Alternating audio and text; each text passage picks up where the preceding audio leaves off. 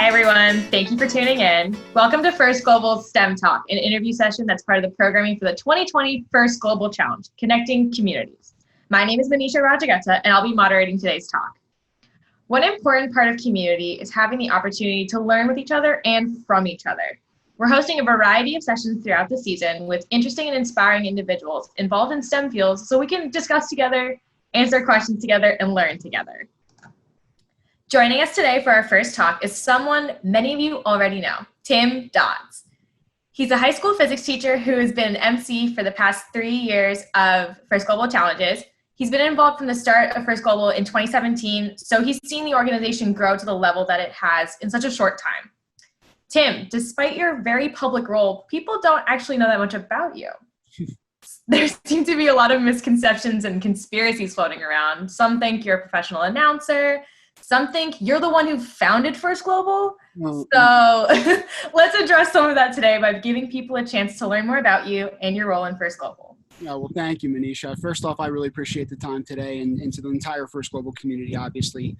So disappointed that we can't be together, but with disappointment and with this new world comes a lot of new opportunities. And so when we talk about STEM research, these are the exact kinds of problems that the world needs to prepare itself for. And for those of you tuning in, hopefully we get to accomplish just as much, if not more, this year.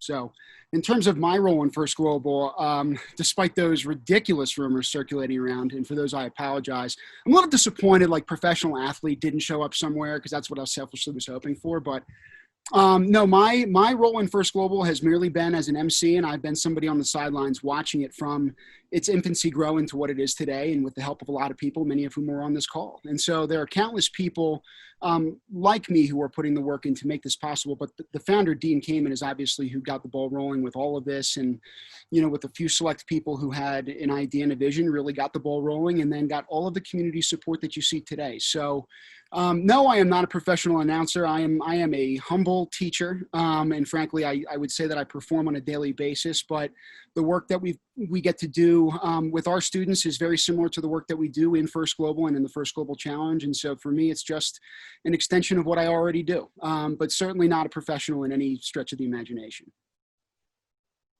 All right, ready for 18 questions? I'm as prepared as ever right now, I guess. Let's fire away. Awesome. So from Team Venezuela, they want to know, what made you want to be a teacher? What made me want to be a teacher? Team Venezuela. A lot of things, I think. Just my personal nature. I think I like connecting with people. I like having candid conversations and getting to know others and learning from their experiences. I think it's something that we need more than ever in this day and age, particularly in the United States. But in terms of being a teacher, I watched my mom be a teacher. I watched my father be a teacher. I saw my older sister be a teacher to me personally, even though we still roughhouse from time to time and got ourselves into some trouble and taught me all the wrong things to do. I think in life, if you have good teachers, you're inspired to try to send that same type of message along. And frankly, I got that lesson from the people closest to me. And so I'm a proud teacher and I'm a family of teachers. My mom and one of my younger sisters as well teaches in the city of Philadelphia. And so I guess it runs in the family. So actually related, Team Kosovo wants to know, how has being a part of First Global influenced your work as a teacher and then vice versa?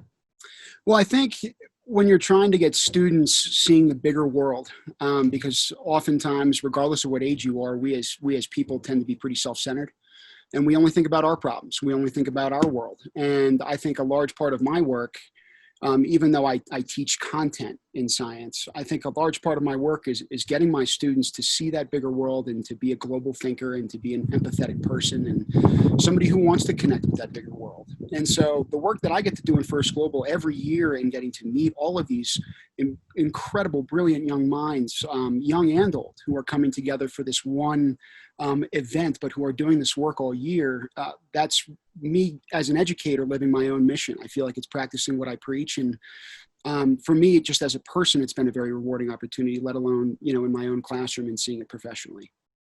That's amazing.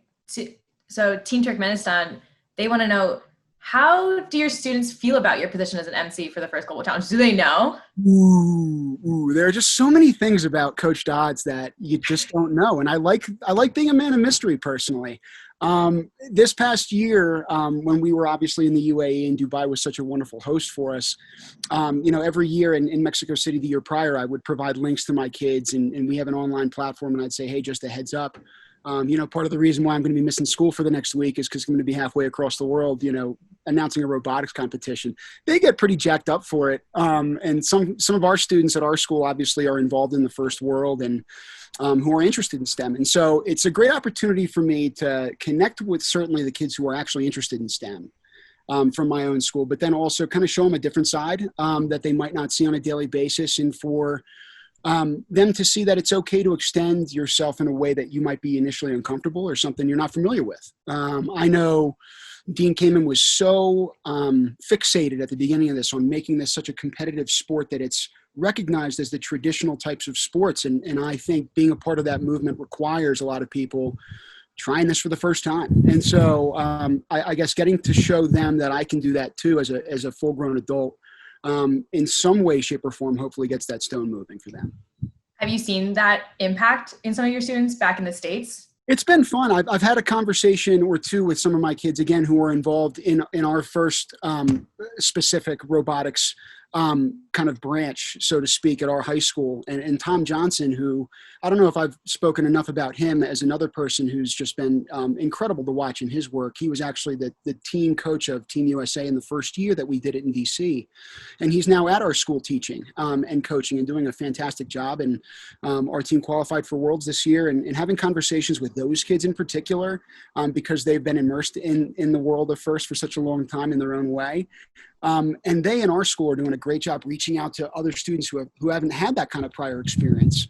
And so having those conversations with some of my students, but particularly those who are joining this robotics club for the first time, just kind of getting their experience and hearing it from them has been really rewarding for me. I don't think I've necessarily been a part of any of that change. Again, I think that goes to people in the trenches like Coach Johnson and the countless other people like mentors and sponsors who really put their time, effort, and energy into these kids and giving them the actual tools with their motors to make this wonderful product every year.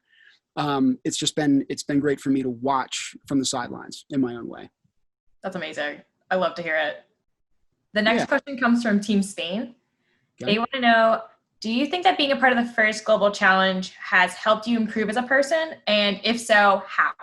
I got a lot of work to do as a person. Let's be candid about that too. We've all got work to do. I've made plenty of mistakes in my life. I would say joining the first global family has been the furthest thing from that. I think I've grown immensely as a person in my own self-understanding, even though it's been a lot more of learning about other people. I think when you do that, you're able to really reflect on yourself and your own position in the world and your relationship with it. And so do I think I've become a better person through First Global? There's no question in my mind. And do I hope and pray that I have had that same and similar impact on others? Absolutely. I think there are a lot of ways that in even the smallest ways you can have that kind of positive impact. And, it's been from the first years in its humble beginnings to now watching it grow and develop. You're seeing more and more of that being released into the world from these kids and from these adults and from everybody who's involved. And it's just great. It's perfect. Speaking of positive impact, Team Cabo Verde, specifically with the new reality of the whole world, like everything the world is facing right now. Just the absolute dumpster fire that this is becoming. Yes. Yeah. How do you see the contribution of First Global Challenge to make concrete, positive, and impactful change on a local basis, but also globally? So many problems you could point to, so much time I could talk on this, and I know we're pressed for it. Like I said, there's no thing that is small in nature, truly, when you're trying to work towards some type of bigger purpose. Every little bit counts. And when we talk about challenges, the 14 grand challenges, whether we talk about the challenge of putting a team together, science is synonymous with challenge and overcoming those obstacles and hurdles that you might not see initially at first glance. And frankly, having the type of mindset where you see opportunity when other people see problems. I think if you're able to find success and you're flexible and adaptive enough to find positivity, maybe it's a glass half full approach or a solution to a problem that is outside the box, the ability for people to at least even have that conversation and to take those chances is incredibly important. And this is what allows them to do that in its own way. But, again, when we talk about problems and challenges, so many kids, I am sure, because I was one once, even though I'm far from it now, no one likes to be told how the world works. People want to learn it for themselves. And that's another thing that we're trying to give them the tools and the opportunities to do. The youth of this world are capable, more than capable, of handling these problems so long as they're entrusted to the challenges set before them. And the people who are involved in this kind of work are the exact types of people in their mental fabric, despite their cultural differences, despite any language barriers, despite any ethnic disparities or differences, despite historic and violent challenges between one another's nations. Everybody is coming together, and you're seeing it firsthand. And I know that the news is filled with a lot of just grim and somber and oftentimes dramatic headlines, but there's a lot of good that is happening as well that you can be a part of. And we're doing it right here. You're totally right. And with all that good that's out there, the thought of giving up sometimes comes up, especially when faced with particular adversity, whether it's like physical barriers or mental barriers. As a high school teacher, Team Madagascar was wondering, you may have had some students who thought about giving up. Yeah. What would you do or say to help them stay motivated and encourage them to keep going? Look, I teach a course that traditionally in my school is probably one of the harder classes. And I say that not because of the content, but because of the time in which it's introduced. These are ninth grade kids learning conceptual physics for the first time. It's like getting hit in the face with a brick. A lot of these kids are more than capable of meeting the challenges that come with the content. And they might not have interest in STEM, but my job is to get them to see not just the value in themselves, but in the skills that they might not know that they have. They just need that one person. They need that one motivating factor to get them believing in themselves, because you can will somebody as much as you want to do X, Y, or Z, but at the end of the day, it will not get accomplished until they have the initiative to do so. And so to me, that's more important as a teacher in trying to get kids not to give up. And in terms of kids across the globe outside of my class, again, I said I was a kid once, but the rules of the game are really different now. You're in the same game and you're developing like you're supposed to biologically, but this is a very different world than the one I grew up in, and it wasn't that long ago. And it's certainly different than the world my folks and the generations before them grew up. And so I can only empathize with the current world that these young minds live in and the problems they got to face. And all I can do is listen and try to understand that experience, albeit the fact that mine is different personally. There are a lot of challenges that these kids face every day. And to those kids who want to give up in other respects, please know that there's just such a big world of opportunity out there for not just anyone. There's an opportunity out there for everyone, but it's also a choice. I think certainly there are some who are afforded more opportunities than others, and that is certainly unfair. There's no question. Different conversation for a different day. But the ability to try to see good, like I said earlier, and then make the most of whatever opportunity you've got to grow is one I hope people take advantage of more often in the future. I love that, especially with everything going on. Like, it's really hard when you're faced with unexpected problems and sometimes faced with the fear of failure. So do you have any tips or tricks or experiences that you'd like to share with Team Palestine of how you work through problems like that? I can tell you, I on a personal level have failed more times than I've succeeded. I know that you've probably seen a lot of verbiage about that on posters or, in just different expressions over time, people saying, you learn more through failure than you do through success. I would agree with that.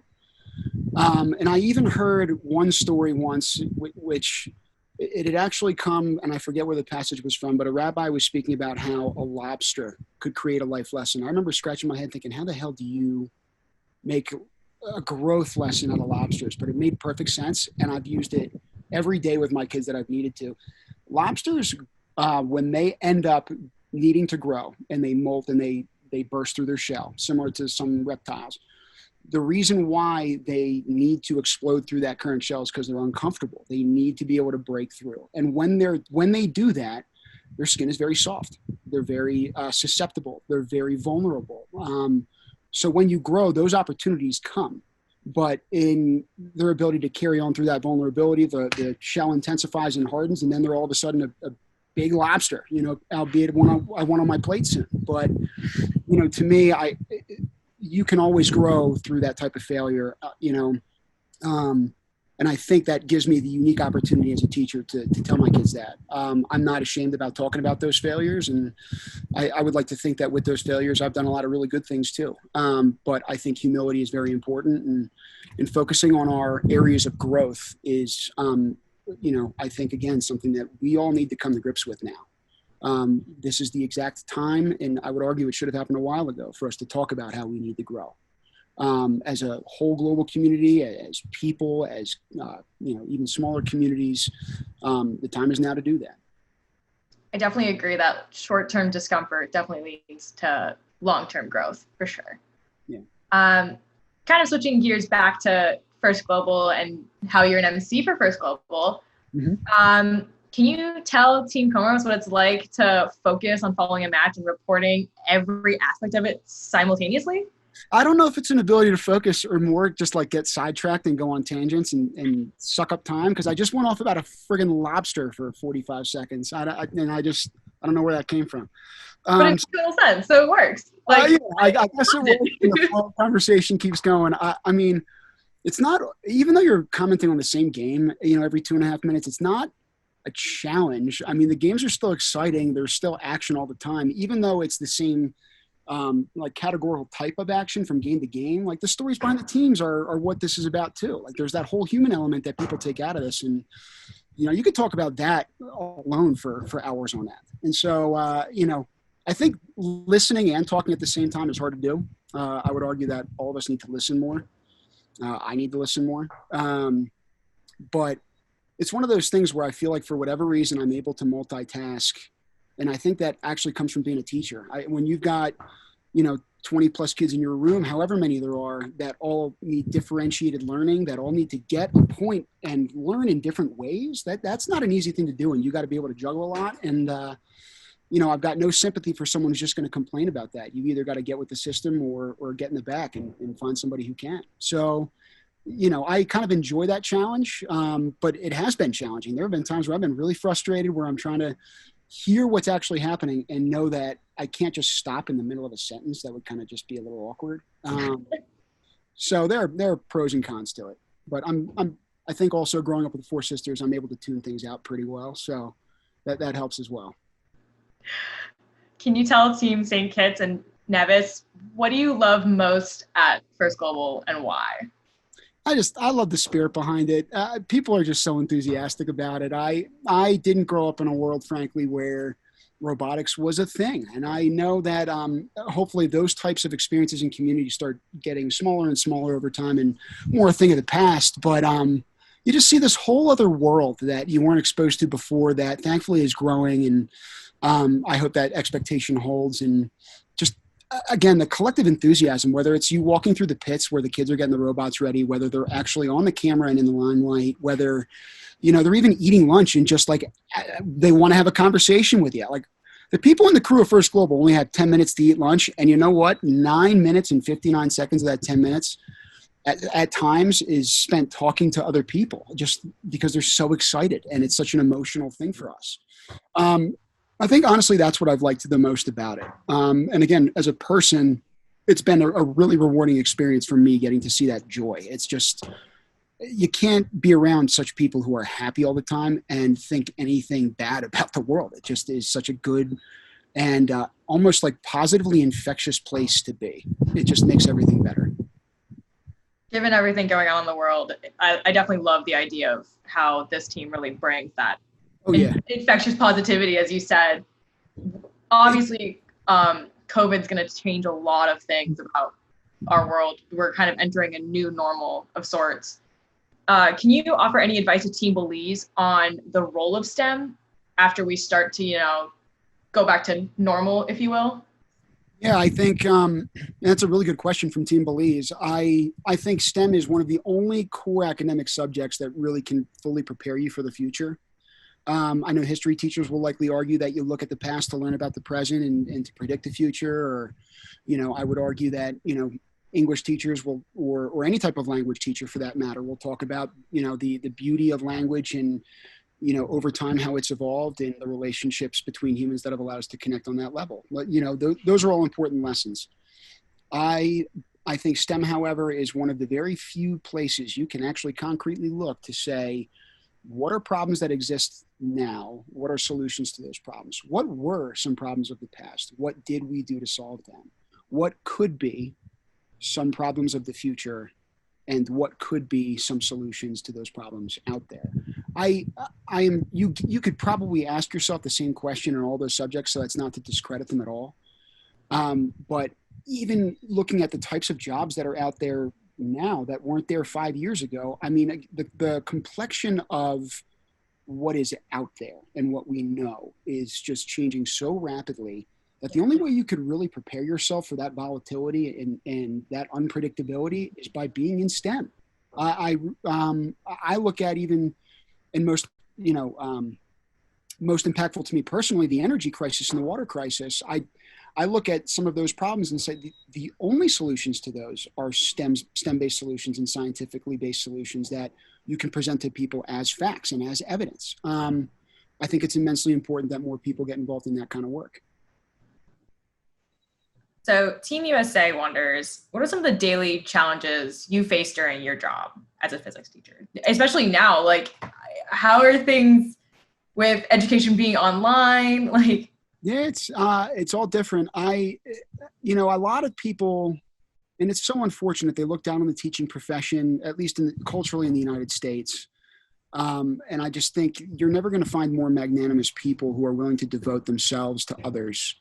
And to me, answering your question, the challenge is, I don't think there's a single other profession on earth that has you wear so many hats in a day. I go into my building every day, or even remotely now, and any given day, you've got to be a nurse, you've got to be an expert in content, you've got to be a social psychologist, you've got to be somebody who understands neurological development, you've got to be able to respond to security issues at your school. Any given moment, something could change on the fly, and it's deeply personal. It involves people. It involves human lives. It involves development. It involves the most impactful moments in which one learns. So to me, the challenges are what makes it so rewarding, because I'm constantly juggling new stuff. But I would also argue that the challenge is a cultural one, because I know that there are some highly qualified people, many of whom are mentors for a lot of our teams, who are just out there giving themselves and giving of their time. And that's it's a rarity in this world, and something that I think, again, these kids need to learn from and take away positively. I was pretty terrible to my teachers, and, I think it's rather ironic and comical that I end up becoming one. But I think it's very important, whether you like that teacher or not, that you understand they are there for you. And I think that the kids who are at this type of competition get that. They get that message.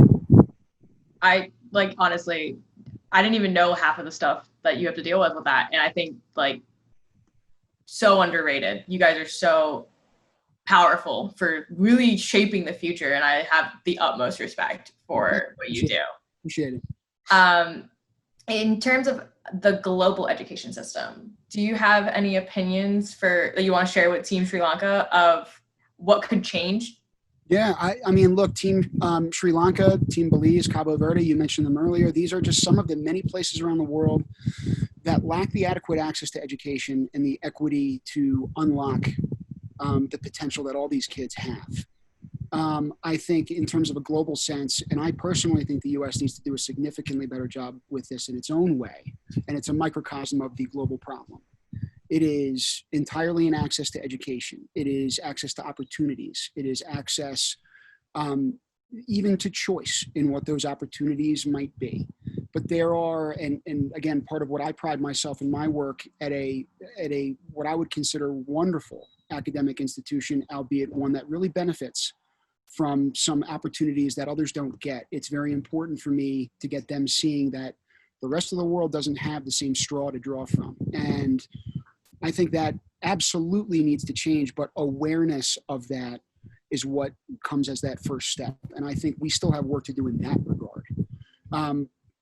Even as a global community. But to answer your question, I would say equity and access. I think part of what the First Global Challenge is in and of itself, intrinsically, is just that. It's providing these types of opportunities to kids around the globe, many of whom who never would have this, if all other factors remained, what they were. I totally agree. I think you're on the money there. Team Columbia wants to know, along those similar lines, like, what is the greatest impact of STEM in education today? And furthermore, like, how does First Global kind of further that mission? Biggest impact of STEM today? I mean, I don't know what it is, because to me it's so profound. I think that, I think with respect to STEM and relying on fact and just providing those types of opportunities that we've been talking about, is what's going to allow more of those important things to be released. I mean, when you find, a vaccine just for COVID specifically, like that will be an enormous challenge that we have hurdled as a result of STEM and support of STEM. But it's not the only challenge we face. We talk about water access. That's an enormous and increasingly global problem with increasingly horrific consequences that relies on a clock. And so to me, investment in STEM shows why when we return with STEM and the results that we get from either studies or inventions that have been made or progress that's been made in that change, that shows you how impactful STEM can be. And we need more money. We need more community advocacy. We need more grassroots campaigns. We need more of that effort and that groundswell behind all of that type of work in order to create change. It's got to happen with everybody doing their part. So at the root of your passion for STEM, which has become a lifelong passion, like it's your career, it's what you do for fun, can you tell Team Estonia what your favorite STEM subject was when you were at school? My favorite STEM subject. I was a big fan of sustainability personally. I didn't get to really learn it in high school. I learned it in college. And frankly, I've really tried to bring that back to the school that I currently teach at. I'm trying to teach new courses on it all the time, and did in our middle school age group and now in our high school age group. And so I'm trying in those ways to do that. I just think with sustainability and particularly with green energy, I was just always so intrigued by the notion of creating something out of seemingly nothing and something that is ever present and important in our world. And it didn't just drive me in science, it drives me in economics too. Opportunities that are there for people, environmental entrepreneurialism for those that want to start a business that's sustainable, that want to focus on some type of conservation work. It's only growing in terms of our interest in it as a global community and our need on it. And so to me, I was always interested in the sustainability piece, the green energy piece, and just loved being outdoors. I got that, beat into me when I was a little kid. On every family vacation we went on, whether we liked it or not, we were outside. And so, anything science, but anything outside, anything ecology based, sustainability based, I'm all for. Are there any unique ways that you've tried to integrate that into, you mentioned that there are new courses that you're teaching, but the standard courses that all the students have to take, are there ways that you have integrated that in that? Yeah, I'm the proud yet humble co-owner, I guess I could say. I collaborated with a teacher, Alex Muskin at our school, who's just done a phenomenal job with the middle school curriculum. She and I had developed what we called the Green Cities Design Challenge. And so we gave our middle school students basically this big year-long project where they had to make decisions in building their own city in a group. And it was based on a point system. And so for every decision they made, whether it was how their neighborhoods were built or any type of energy production, how that was going to work, how they got their water, all those decisions had points valued to them. And so there was a score at the end. There were design awards, kind of like First Global gives out, most creative design, best, synthesis as a team. There were a lot of different ways you could allow kids to grow through that. And so, we did that to increase, our students' awareness at a very early age to the ways in which we impact our environment, but also get them interacting with each other. They're both so important. We've won a few awards for it. It was actually featured a few years ago at the U.S. Embassy in Slovenia in the capital city of Ljubljana, I believe. And I apologize if I'm butchering it. I know I do it a million times. every year when we do the first global challenge, but I'd be remiss if I didn't at least put a pitch in for our school and for the fact that we're trying to do those things. In the high school this year, I'm going to teach an environmental entrepreneurialism class. So it's going to be project-based, and we're going to get the kids, making pitches and finding ways in which they can solve some global problems and, find mutual benefit to it as well. It'll be a lot of fun to see what they come up with. I'm like blown away right now. That's just so incredible. Yeah, I love that you're like really just trying to find new ways to not just like teach it, but also really immerse your students in it. That's brilliant. We got work to do. You got to take a stab at it. And thankfully, I've had the support to do it, but that's what's needed, right? And you got to have just an idea and people behind it who are trusting of you to get it, get the job done. So. Yeah, love it. I mean, so this is something that you're also really passionate about, but if you had to choose any other career for a day, what career would you choose? Can you tell us Team Bangladesh? It's so hard because I love doing so many different things, but I think if you found me doing one thing in my free time outside of teaching and coaching, I would be skiing. So I'm going to go professional skier. I'd probably have to be a professional, medic or somebody who's trained in order to, make sure whatever injuries I sustain, I try to, save myself from, because I know I'd be barreling down at some point, but I love skiing. It's a big passion of mine. That's probably what I'd like to do. That's awesome. And it sounds really fun too.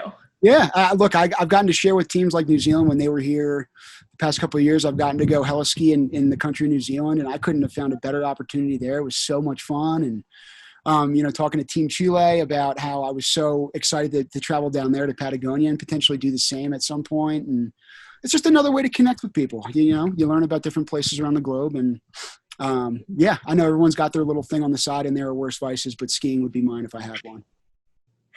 Speaking of Team Chile. Oh, nuts. That's perfect. They want to know, who's your hero? Well, I mean, if you get I can't believe I even guessed we have almost over 200 countries, realistically speaking, when it comes to this competition. How I nail one on the head, I don't know. Heroes, I could go with the traditional response of my parents and fully believe that. I've been blessed by parents who have been very supportive, but also very motivating in getting my head on straight. But I would argue anybody who's on the front lines of dealing with any of these types of crises that you currently see, in the U.S., it's certainly with race relations and something, again, for a different day to discuss. But with respect to the global community as well, those people who are willingly putting themselves on the front lines to deal with a global problem that doesn't yet have that solution takes a lot of guts. It takes a lot of faith. It takes a lot of belief in oneself. And it takes a lot of courage. And that too is hard to find, but present in everyone if they're capable of unlocking it. And what you're seeing right now are a lot of people who are tapping into that, and that's inspiring. So despite the very, again, morose news that you might be seeing, there are a lot of positives that just don't get covered that really need to be taken into account. And again, going back to teachers, I would argue that they too are doing the same thing. Whenever anyone's schools are back in session, those are also people who are on the front lines doing their thing. And so I have a lot of profound respect for people who are not just up for that challenge, but who don't even bat an eye and don't think twice about it. Absolutely. With the future in mind, with teachers, the pandemic, everything going on in the world, Team Libya wants to know, if you had a crystal ball that could tell you something about your future, what would you like to know? What would I like to know? Oh my goodness gracious. Did I ruin my sister's lives or did I make them better? That would probably be the question. That's actually, what would I want to know? I certainly wouldn't say, when does this all end for me? Because I just can't think that way. I don't think anybody should. I would probably say, what the hell did I do to my four sisters? And did they end up how they are because of me in a negative way or are their lives better? That's probably what I'd go with. It might be a very basic and boring response, but I'm actually really intrigued. And if you got to meet them, I guarantee you'd be asking yourself the same. Be like, how did this happen to them? I really love that. Yeah. I'm assuming you're the older brother. They'd point to me and say the same thing, and it'd be a 4-to-1 argument. They'd be like, how did he turn out like that? So same deal. All right. Last question coming in from Team Serbia. can you highlight your favorite first global experience so far and what made it so remarkable and worth remembering? That's also really challenging because I've had so many really great conversations one-on-one, whether it's in the booth or whether it's behind the scenes, learning about team stories and individuals who are just unbelievable people going above and beyond. And you could mention them for hours. I mean, I try to every year, and I apologize if I don't get to every single name that's on that list, but I look at those individual conversations collectively as the best memory. So it's not like there's one that sticks out. I frankly, I feel like if I had one story about one particular team or person, it would do a disservice to the rest of the community. So I guess what I'd focus on is the fact that when we were in Mexico in year 2 and the team from Mexico had done such a phenomenal job in that big arena, I kept thinking to myself, how are they going to fill this arena with noise? I mean, I grew up in the Philly area, and so trust me when I tell you that noise in a stadium is something that we can absolutely produce, even if we can't produce champions all that often. And so, I thought to myself in the booth, because I'm not watching the action, I'm looking at a screen, how are they going to get this big arena filled up? And when Team Mexico started showing up in rounds 1 and 2 and started, just busting through the seams, that crowd was getting electric. And I just remember sitting there thinking, when in the world would I have predicted that I'd be at a robotics competition in Mexico City with an arena that is professionally, installed and having it be this freaking loud? It's awesome. And the same thing happened in the UAE. You saw it, I think, if you've tuned in every year, grow even from DC. And again, you're like, if you're able to even just splice it up and look at all 3 of those videos today or whenever you got the time, a lot of us have it now. I think just look at how much it has grown. And again, I'm just one person in the whole machine that this thing is, but it's just impressive to witness and watch and be a part of. And so to everybody who's out there, I know this was the last question, and I'm sure we'll all have more over time, and we'll have some for each other when I get to see you all next. But, I'm sorry we couldn't be together for this round in person, but know that we're all together in spirit, and it's been a lot of fun so far. Let's keep it going. Yeah, for sure. And I'm just getting chills, thinking about how loud that arena must have been. And I'm definitely excited to see it grow, as you mentioned. Yeah. But unfortunately, we are out of time for today, so we have to conclude our talk and interview. Thank you, Tim, for taking the time to be with us. I just always inspired, honestly, really hearing about your passion for sustainability, your passion for teaching, this program. It just I always get so excited to talk to you. It's a joke that we spend any time on me because, again, we've got so many other people here that we need to focus on. I'm glad we're going to get to them in new interviews. I'm glad, again, that whether I've been the face of it or not, I was happy to dispel any rumors out there. Again, when I see you next, you might not think of me as much, which is totally okay. I'll have more time to announce the games in the booth anyway. But for everybody out there, thank you for, being a part of my life too. It's been a lot of fun to watch these past few years. Keep it going. Thank you all for joining us, and we look forward to having you at our next session. See you, everybody.